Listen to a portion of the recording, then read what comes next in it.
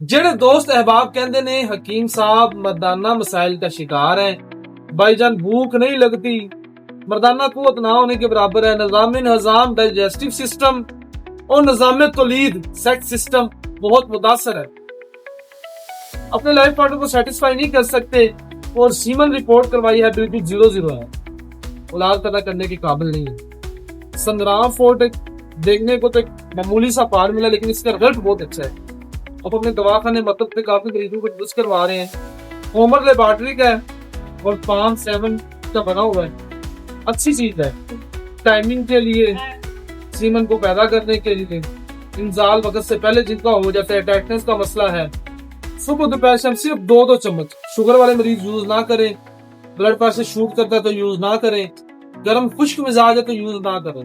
3 सूत्रों में यूज नहीं करना, बाकी हर यूज कर सकते हैं। 18 साल से ऊपर के मरीज से यूज करें, ठीक है। एक तो ये मर्दाना ताकत का बेहतरीन तोहफा है। नंबर मेरा नीचे दिया गया। किसी किस्म की इसके अलावा भी किसी किस्म की इंफॉर्मेशन चाहिए आप राब्ता कर सकते हैं। इसी वीडियो के साथ अपने भाई को इजाजत दें। दुआ में याद रखिएगा।